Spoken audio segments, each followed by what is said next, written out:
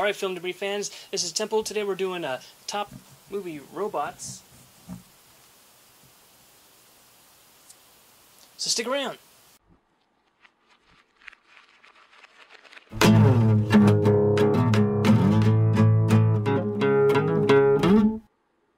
Welcome to 32C.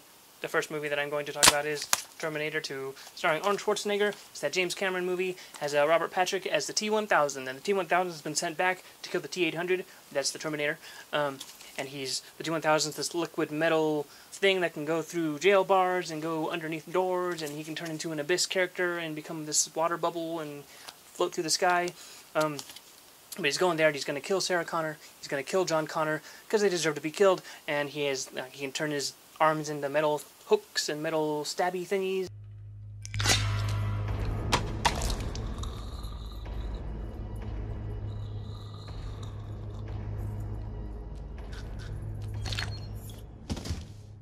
And he's just a really badass, robot character guy. And there's no stopping the T-1000. That's why I got to pick the T-1000 from Terminator 2 as my the first favorite movie robot that I'm going to talk about. My first pick for robots would be Adam. Adam was in the movie Real Steel.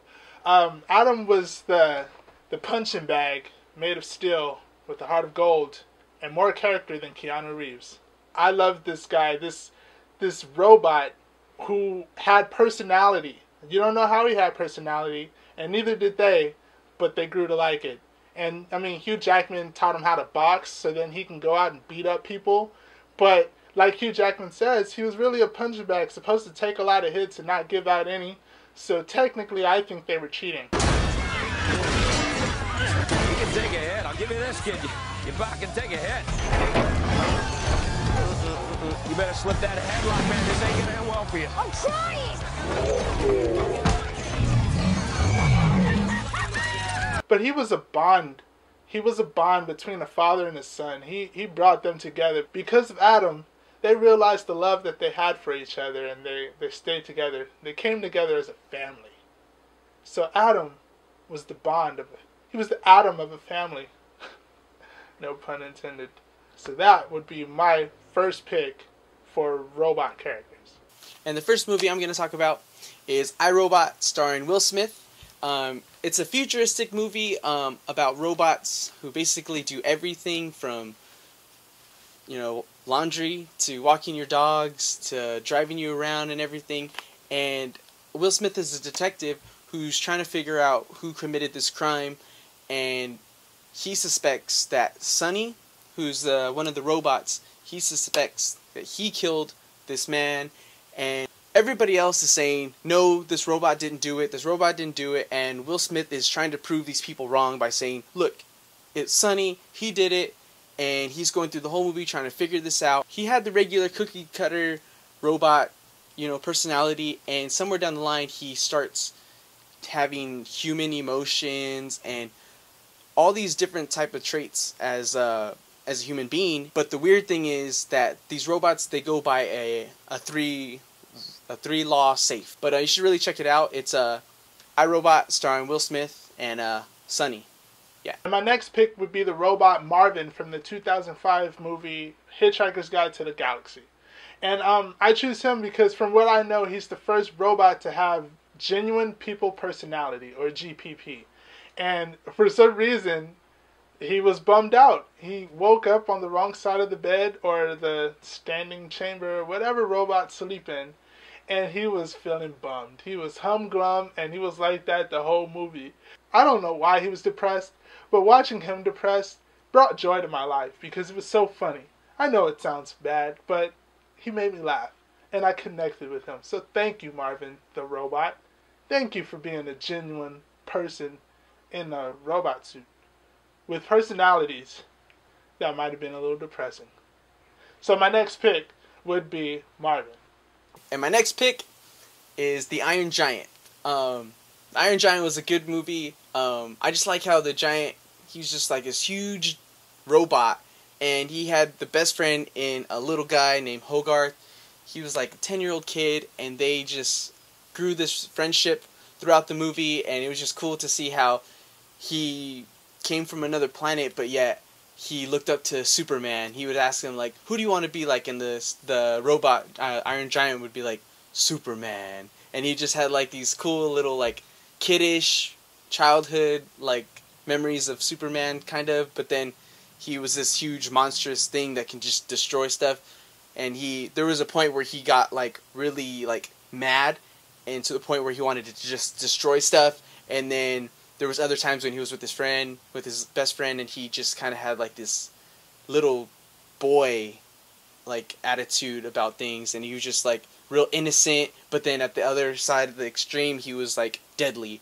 And it was just cool because Hogarth kind of was, like, not controlling him, but helping him control his own attitude by being friendly and, like, saying, no, you can't do that, that's not nice. And it was just a cool story, and you should really check it out. It's the Iron Giant, my second pick.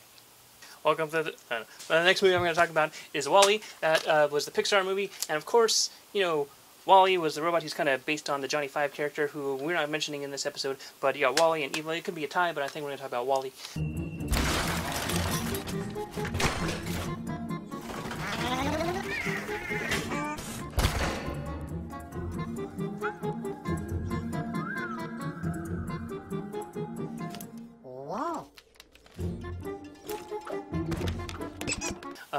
The little trash robot who is the only sentient thing left on the Earth after it's been demolished by human consumption. But he's there, and he's hanging out, and he's just doing his job, and he's packing up garbage and stacking it, and packing it, garbage and stacking it. You know, like, it's kind of like us every day, just doing our job, packing up garbage and stacking it somewhere else. That's our lives. That was Wally's life, and until he goes up in space and he sees all this wondrous stuff, and you know, just the curiosity in him, and how he's innocent, and he's got a lot of human traits, and maybe that's just a joke for us. He's got a lot of great human traits, and in a way, he's human, and he's trying to become more than he knows, more than what he sees, because all he sees every day is a cockroach and a bunch of garbage. Just like us, we just see each other and a bunch of garbage. Wally, one of my favorite movie robots. Definitely check that out. My number one pick is Minority Report, starring Tom Cruise, directed by Steven Spielberg. This is a really good storyline to this movie. I liked how the robots in this movie were, like, so intelligent, and they were used as, like, eye scanners. And so they had this part where Tom Cruise is going through and he's trying to hide from the police, and so the police send out these eye scanners. They look like kind of like mouse pads almost, or like whatever, spiders. They had, like, spider legs going around or whatever, and so they're going around trying to find Tom Cruise, and he's hiding, and so they end up finding him. And it was just cool because the robots, like, they had you, like, they held you there so that you can get scanned by your eye so they can identify you. And so the robots go and they just, like, and they're just, like, so smart, like they're their own computer in these little tiny things. And I'm a big fan of technology and the way that they run, so it just made me, like, even more, like, impressed by them. So it was really cool. But you should really check out Minority Report. Steven Spielberg is a good director. Check this out. So my number one pick for robots would be the robot Jarvis. Jarvis is Tony Stark's home computing system, and he uses it in every other aspect of his life, from security to the Iron Man suit. I mean, Jarvis, even though Iron Man or Tony Stark is actually in the Mach 3 or the suit, Jarvis is controlling it just as much as he is. Alright, let's see what this thing can do. What's SR-71's record? The altitude record for fixed-wing flight is 85,000 feet, sir. Records are made to be broken. Come on! Sir, there is a potentially fatal buildup of ice occurring.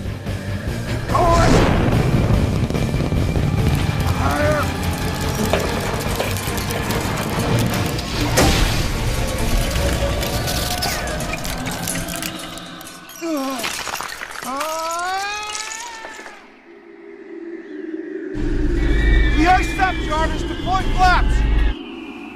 Jarvis! Come on, we gotta break the ice!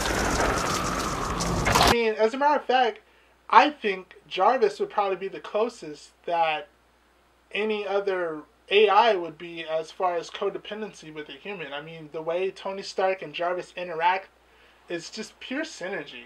You know, they depend on one another because, first of all, Tony Stark created Jarvis, but Tony Stark would be just as lost if Jarvis wasn't there. I mean, he controls everything in the house. He helps him break apart things in his car. Or he was there when he was building the suit. I mean, he was like talking to him. Yeah, Tony was giving orders, but Jarvis was doing it. So, having said that, Jarvis would be my number one pick as far as robots. Alright, well, you know, the Matrix trilogy has a lot of ups and downs. There's some things that you could complain about and things that are some really good ideas and some maybe some boring ideas. But one of my favorite things throughout the whole trilogy is Agent Smith in The Matrix. Agent Smith, you could argue, you know, he's an artificial intelligence. He's kind of a robot. You know, the Sentinels in the real life kind of represent the actual physical representation of what the agents are in The Matrix. And, you know, throughout the whole series, the evolution of Agent Smith and the way he, you know, he's pretty much just the program who does what it's meant to do, and the way he changes and becomes stronger, and in a way it's also like humans. You know, we change, become stronger, and we take over the whole world. That's all Agent Smith was trying to do, really, just trying to be human. And you know, this the spooky part when he takes over the Oracle, and he starts laughing because he knows that domination is in hand. And by the time Neo finally gets back to the Matrix to have his confrontation with Agent Smith, you know, they're all over the place, and Agent Smith is just all over, taking over the world, and there's no stopping him. But I guess there is. But I kind of wish there was another ending where Neo dies and Agent Smith takes over. Then, you know, all's good. Well, not really, but Agent Smith, my number one AI robot guy in movies. So that was our episode of Best Artificial Intelligence and Robots in Movies. You know, we each had some different picks, but I'm sure there's a lot that there's still a lot to talk about. You got some favorite robots that you know, your favorite ones. Let us know in the comments what your favorite robots are. If you have an idea or you have something you want to tell us, let us know. Something you'd like to see us do, maybe an episode idea you have. Leave it in the comments. You know, come to our page, let people know about it. Comment, like, subscribe. Find us on Twitter. Find us on Facebook. Find us here on YouTube. And we'll be right here for you with movies to give to you. So comment and let us know. Thanks a lot. It's Film Debris. See you later.